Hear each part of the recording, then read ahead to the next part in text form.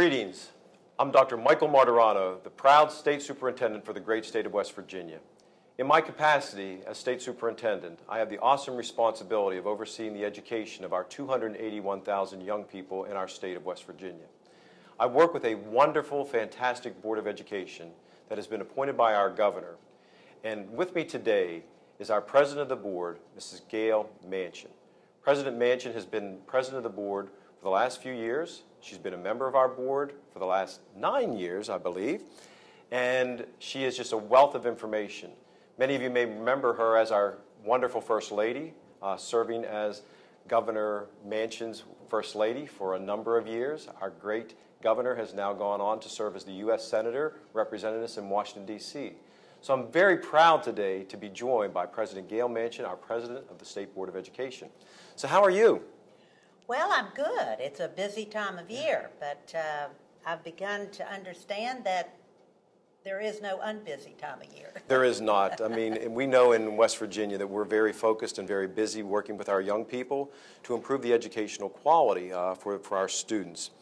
And I've been very impressed as I've assimilated into the role of State Superintendent in terms of the focus of our State Board. You've been very instrumental as a leader in our state in terms of improving the academic quality for our students. If you would, highlight, if you would, for us and for our individuals who are watching today, some of the initiatives that the State Board has taken on in a very robust manner to improve academic achievement. They've been very active.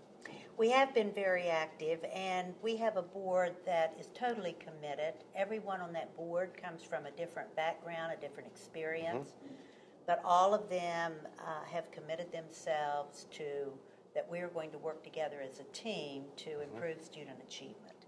It is about the future of our state, and the children are the future. We began with the understanding that in order to have a good system throughout our state, we all had to be working on the same page, which obviously flows beautifully into your one focus, one voice. Right. In order to do that, you must work with the governor, the legislature, the board, the Department of Education. Everybody has to be in sync with how we're moving forward. Absolutely. And that began when Governor Earl Ray Tomblin became governor, set out his education agenda, which we supported totally. Correct. And with the passage of the bills, the reading, the early learning literacy, reading by third grade, that sort of was the beginning of the impetus to move several things forward that would tie in with that. So we certainly have adopted then the policy not only for reading at third grade, but the new teacher hiring practice, the evaluation system, our next generation standards, which is raising the rigor, looking at our teacher preparation programs. So it's every arena that you go into, there is a connection that all comes back to improving student achievement. Absolutely. And I know this board has been very, very focused in on that. So if you would, I'm not sure everybody always understands the dynamics that occur. You just briefly highlighted the fact that we all are working together and that we're working with our outstanding governor, Governor Tomblin, our legislature, the State Board, and the superintendent, all working together to improve that achievement. But I know this board has been very focused on the aspect of academic achievement. Let's highlight, if we could, some of those specific pieces of work. We talked about next generation standards. Let's dig into that just a little deeper, and so that our audience understands the importance of having high standards for the aspect of our young people being college and career ready. I know I've heard you speak several times, and you speak so eloquently about the importance of that. If you would, why don't you highlight that for our individuals, why it's important for our students to be college and career ready? Well, in the 21st century, we know that there are jobs available, and there are going to be more jobs available. 5 years from now, jobs that we don't even know about today. Exactly. But the requirements and the skill sets for those jobs are much different than the skill sets a generation ago. Unfortunately, our standards were not matching with the skill sets and the standards for the jobs of today and tomorrow. Right. And so that was again, that was the beginning of why we felt the importance of raising the standards. And this was an issue not just in West Virginia, but across our country. Right. And why wouldn't we want to be able to compare how we were doing with children in other states, but not only other states, but other countries. Right. We want our children to be able to compete globally. Right. For any job that they wish or dream to have. The second problem is if your family moves, why wouldn't we want a child in West Virginia to be able to move to Wisconsin or Washington State and be under the same high rigorous standards that we have in West Virginia? And so we do have now an alignment among 40 states, high rigorous standards, critical reading, analysis, synthesizing information, reasoning, working together as a team, being sure that our children know how to think, not what to think, but how to think, how to reason through and solve problems. But not only how to solve problems, but how to ask the right questions as they delve into a higher level of learning. And so that was the foundation. And as we have put that in, certainly in our English language arts and our math skills, they're challenging. Right. They're challenging not just for the student, they're challenging for parents. Right. They're challenging for teachers. But that's what change is. Change is going in a different direction. And we believe that while we're going in a different direction, it's certainly the right direction for the 21st century. Absolutely. I wanted you to talk as long as you needed to talk about that topic because you did it in such a succinct manner, and I've heard you speak about that throughout our state. And everything that you just talked about is about the aspect of ensuring that all of our children, the 281 children in West Virginia, are entitled to that quality education. And we want to see them as being college and or career ready.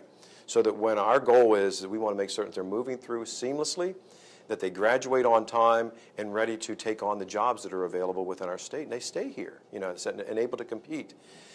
But when I also think of you, President Manchin, the work that you've done is more than just doing the work. It's about making a difference. And I've been so impressed with your approach, your value system, and the value system of all the individuals in West Virginia that I've encountered. And it goes back to the work that you've done, I think, as First Lady, with your husband when he was governor. But brings me to another topic that focuses in on that, is the fact of having access and equity for all children. And so when I think about you, I think really about the work that you started in McDowell County and the work that's going on there, which is a remarkable project that I'm not sure that all of our citizens in West Virginia know about. Recently, I was at a national gathering of the chiefs across the nation, and Arnie Duncan, our Secretary of Education, talked about that in front of all the chiefs in America and highlighted that particular topic. I'd like for you to highlight a little bit about the work that's going on in McDowell County and the significance of that. Well, rural America exists across our country. It's just that West Virginia, right here in the heartland of Appalachia, our entire state is really a rural state. It is. And we know that 1 out of 5 children across this country lives in rural America, in rural situations. And yet I believe we do not dedicate the resources and support for those very isolated areas. And in West Virginia, particularly in southern West Virginia, we have some of our most rugged, isolated areas. And they're areas that were economically very successful many years ago when the coal was booming and we were fueling America with energy. That's not the case anymore. So McDowell County, as an example, is the poorest county in West Virginia, but the 8th poorest county in the nation. 46% of the children in McDowell County do not live with their biological parents. They do not have the support and resource, the wraparound services that children elsewhere have. Even in rural West Virginia, they lack some of just the basic resources. And we cannot expect children that come to school hungry, Right. sleep deprived, ill, to be able to learn to read and do math. Exactly. And so it takes a village to raise the child. And in McDowell County, we have to raise the village to support that child. And so it takes an army, and that's the reason we believe in McDowell County, but across the state. Right. Community schools is one of the answers, where we bring the services to the school rather than expecting the child and whoever the guardian or caretaker is of that child to be going to get services. That we ought to be able to offer those in the school and make the school the hub of support. Because we do believe, and Dr. Martirano, I know you believe this, that it should never matter what the child's name or zip code or gender or race. That should never matter. Right. Every child in West Virginia should have the same educational opportunities for success. Absolutely, and we all firmly believe it's our shared value that all children can and will learn, and they need to be entitled to those quality services. But let's go a little deeper with the work occurring in McDowell County. You and I have had great conversation about the importance of teacher quality and ensuring that all of our young people have the highest level of teacher in front of them every day, the highly effective, highly qualified. And there's some really remarkable cutting-edge work going on right now in McDowell County to build a building right now that allows for our teachers to be there, because the challenge in rural America is recruiting and retaining those best teachers. Talk a little bit about the so-called Renaissance Village, if you would. Well, what we discovered is there is a great shortage of teachers in McDowell County, as we have in several of our very, again, southern isolated counties, but particularly in McDowell, there is no housing. Right. So we recruit teachers, they come in, they take the job, but they have to live in Raleigh County or Mercer County or in Virginia. And so, of course, as soon as a teaching position becomes available in one of those counties, they leave McDowell and take the position there. So as we are thinking about what our children need, highly qualified teachers, a consistency of the same teacher in that classroom every day with those children. On a side note, I have to tell you, we were interviewing students down there one day, and one of their comments to me was, we don't know what we do wrong, but teachers come and then they leave.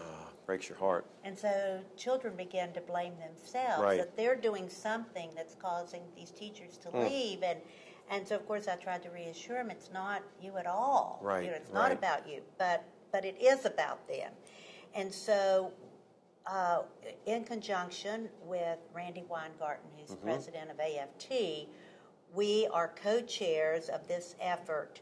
But we believe if we can build in McDowell County, in Welch, what we're calling a teacher's village or a Renaissance village, because it would be for any professional.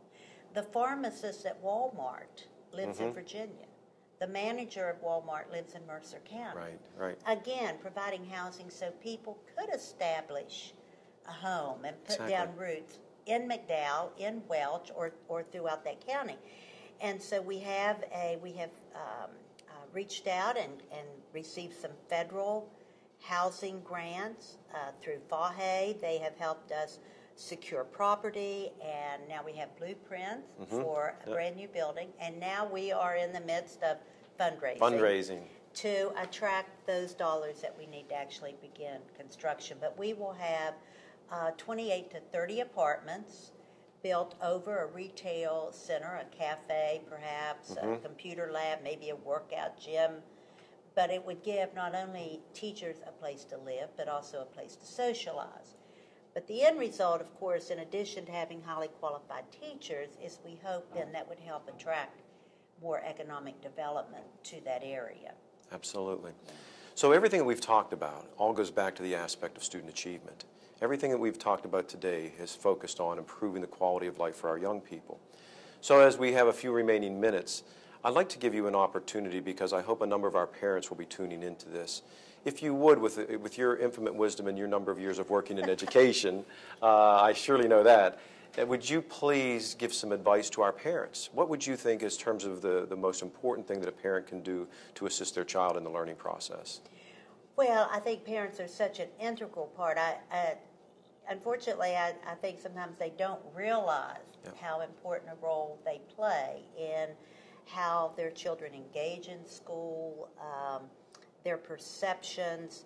It is so important that teachers and parents be on that same wavelength. As we talk about speaking with one voice, exactly, it's also true, but that's a responsibility from all sides. Teachers have to reach out. Parents have to feel welcome in a school to come and be a part of activities or learning, a discussion, a round table on what the school is doing, how their children are doing. But parents also have to be engaged. So when children go home and sit down and start to do their homework, and with our new standards, as I said, it offers challenges. So, in fact, I was having a conversation last night at a function with some principals. And I said, maybe we need to start after-school programs for parents as well, or evening or weekend, to bring them up to speed on how these new standards ask us to think differently and challenge us in different ways than we were challenged as students. I think at the end of the day, as long as every parent or guardian or grandparent, whoever is responsible for helping to raise these children, understand that myself as a state board member, you as a state superintendent, our superintendents, our principals, our teachers, we want the best for every child, just as they do. It's their personal child, but they're our personal children as well. And at the end of the day, we want to see them succeed and be the best quality of citizen that they can right here in West Virginia with a good paying job. Exactly. Well, those are fine words. We want our children to be in school every day. We want them ready to learn. We want to make certain that they're achieving at the highest levels, that they're reading on grade level by the beginning of grade 3, and advancing through the process so that they're graduating college and career ready. So the work that you've done with your other board members over the last several years has really set the stage nicely for all those things to come together. But we recognize that we can't do it alone. No.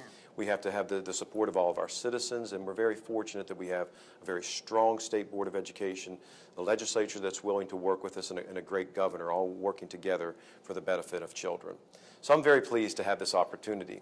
So ladies and gentlemen, thank you for joining us today in our first of a series that we're entitled A One Voice Focus, an opportunity for us to talk about the issues of importance for the education of our 281,000 young people in West Virginia.